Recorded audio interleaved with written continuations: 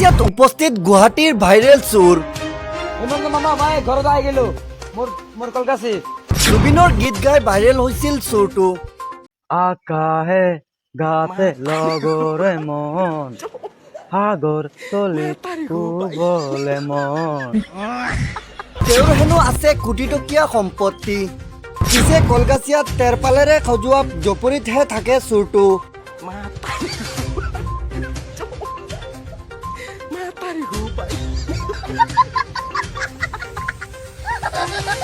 ক'বলৈ ঠাই নাই তাৰ। সি হেনো জীৱনত চুৰ নকৰে। কেমেৰাৰ সন্মুখত কাণত ধৰি ক'লে এই কথা। মই যিমানটো দিন জীয়াই আছো মই কেতিয়া বেলেগৰ বস্তু চুৰি নকৰো মানে আৰু বেয়া নজৰত নাচাওঁ।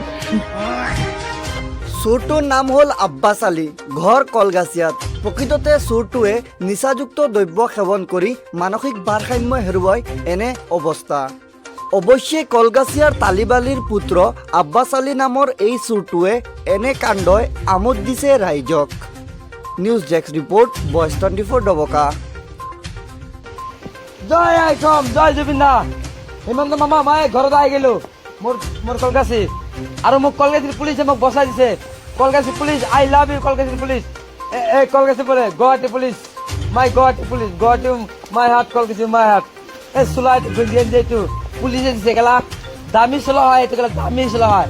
এই গাড়ি জ জ জ জ জ জ জ জয় আইকম জয় জুবিন দা। আকা হে গাতে তুমি পোহৰ যুগে যুগে নানা জাতি নানা ৰূপে।